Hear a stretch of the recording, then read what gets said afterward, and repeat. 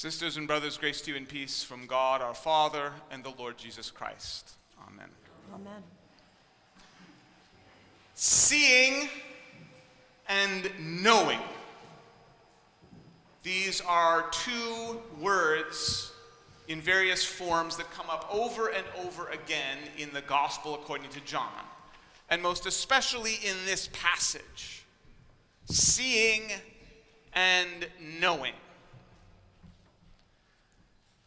In the ancient world, as in our world, sight was considered a sort of preeminent sense. Sight was believed to provide the most reliable evidence of anything that you wish to investigate. And indeed, in Greek and in Latin, various words for knowledge share a root with words for to see. This is very intuitive even in our world, where we will say things, commonsensical things like, I will believe it when I see it, or seeing is believing, or we will even use I see in conversation as a sort of shorthand for I understand, I get it, I know. Sight is a very persuasive sense. But what we have learned over time, and what I think some people even in Jesus' time were capable of grasping, is that sight is not actually an especially reliable sense. It is extremely compelling, but it is very limited in its accuracy. Even something as basic as color does not actually exist in the world. Color is a creation of our minds. This is very counterintuitive. But the truth is that our brains take pieces of information that our eyes feed them and then fill in the blanks to make a coherent picture.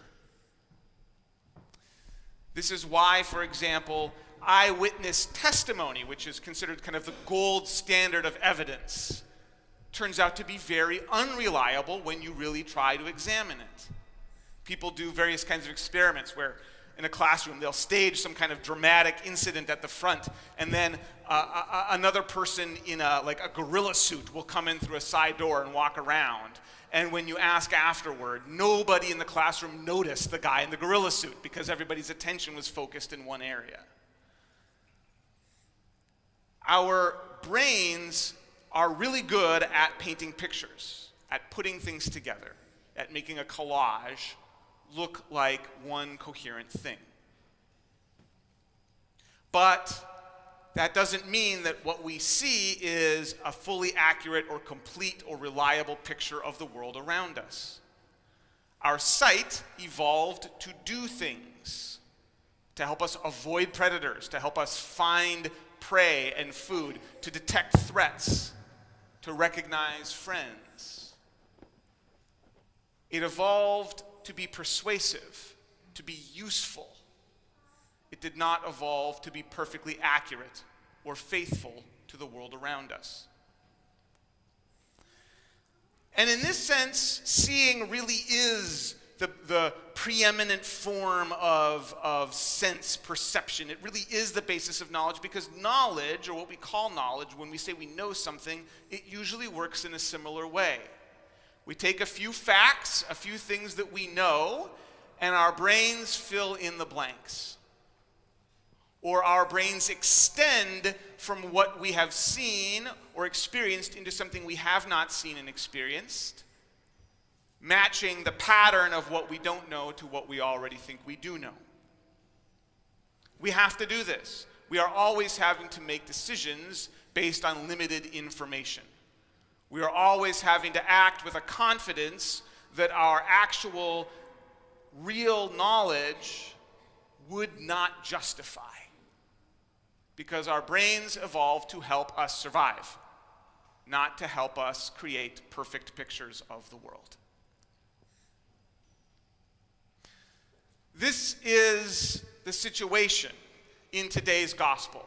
Jesus finds or encounters a man who is known to all of his neighbors to have been born without sight, and Jesus heals him. And there's so much going on in this whole passage, and there are so many things that one could focus on. But I want to, just for today, focus on the number of times that people say, "We know," or "I know," or "we have seen." How many times people are relying on knowledge, relying on what their senses have given them, or their understanding has created for them, to grasp what has happened on this day. The disciples want to know whether the man himself or his parents sinned that he was born without sight. And this sounds like very harsh and cruel to us, but it was a real problem to understand why bad things happen. There had to be some justice in the world. God is just, so there had to be a just reason that this had happened. Either God knew in advance that the man would be a sinner and therefore, as it were, punished him from the start, or his parents or perhaps other ancestors had done something wrong and he was suffering as a consequence of their sins. This was a very common world. It still is, in many ways, a common worldview. We don't put it in these exact words, but it's very easy for people to assume that some kind of misfortune is the consequence of moral failure. So the question the disciples have has got to be one or the other. It's got to be either he sinned and God punished him, from the womb, or his parents sinned, but somebody had to do something that is balancing the books for this tragedy. And Jesus says, no, it's not that. His blindness is not an affliction for sin, but he is here right now so that God's works may be made known. And Jesus spits in the mud and in the dirt, and he spreads the mud on the man's eyes, and he goes to wash, and when he comes out, he can see. And that in itself is a really wonderful miracle story. And if the story ended there, it would be a wonderful story about God's work through Jesus Christ. And Jesus teaching people through his actions that illness, disability, misfortune are not caused by failure. But that's not what the story ends. What happens for the whole rest of the story is a crisis of knowledge in this man's community because of what has happened to him. The healing is just the beginning of the story.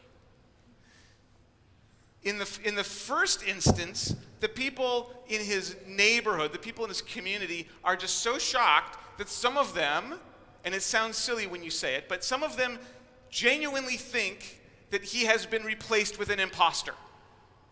It's easier for them to accept that he has a secret twin somewhere who has sight than to believe that the guy who can see now is the same person that they know cannot see, and that they have seen with their own eyes begging, because how else are you going to get by? And from there on, it is a series of questions and claims about what they know and what anybody knows about this man. Where's the man who gave you his sight? The man says, I don't know. And he gets interrogated or questioned by the Pharisees, and then the religious leaders go to his parents, and the parents say, well, we know this is our son, we know he was born blind, but we do not know how he sees, we do not know who did it. And then they say to the man again, we know that this man, Jesus, is a sinner. We know this. We know that God spoke to Moses. We don't know where this man comes from. And the man, formerly blind man, says, well, I don't know whether he's a sinner or not, but I do know that I was blind and now I can see. This is a battle about knowledge, because this is the harsh truth about what we see and about what we know. We see, as Paul the Apostle says, only in part, and we know only in part. And if we were content with the limits of our knowledge, if we were content with the limits of our vision, we would be okay. But seeing and knowing are not content with their limits. We become captive to what we see. We become captive to what we know. And we make other people captive to what we see in them and what we know about them. This is how all kinds of prejudice happens in the world. We see something about someone and we fill in all the blanks to what we think we know about people who look like them. We know that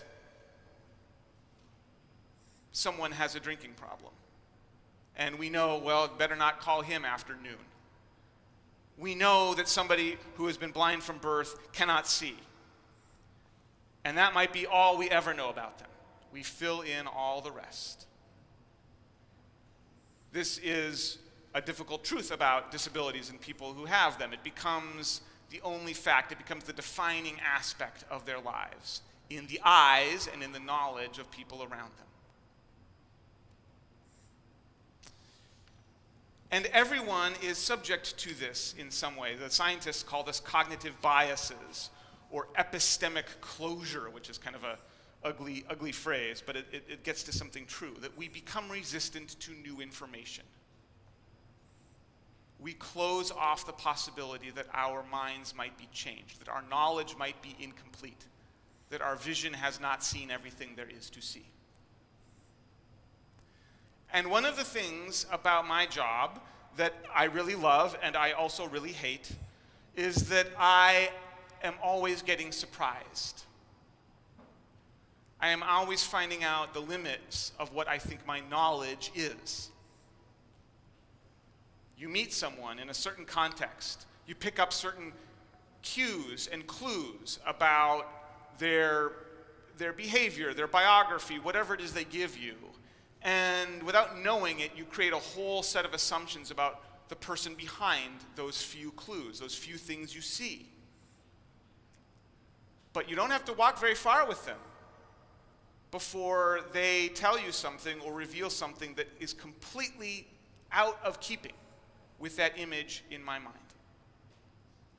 This happens a lot, and it reminds me over and over again that I do not know anything.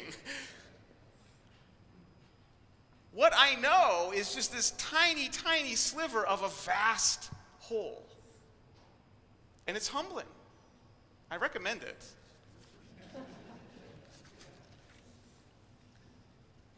And this is not a unique experience to me. It's not a unique experience to pastors. It just happens that we are running into the limits of our stereotypes all the time. And this is what I think is so important about what Jesus says today at the end. He says to the man that he has healed, I came into this world for judgment, so that those who do not see may see, and those who do see may become blind. And some of his opponents, critics who hear this, they say, well, we're not blind, right? And Jesus said to them, if you were blind, you would not have sin. But now that you say we see, your sin remains. Jesus comes to set us free from the captivity of our knowledge. He comes to set us free from the captivity of what we see. And just as important, he comes to set our neighbor free from the captivity of our knowledge. To set our neighbor free from the captivity of what we see in them. And there is no truth. There is no truth about God, and there is no truth about our neighbor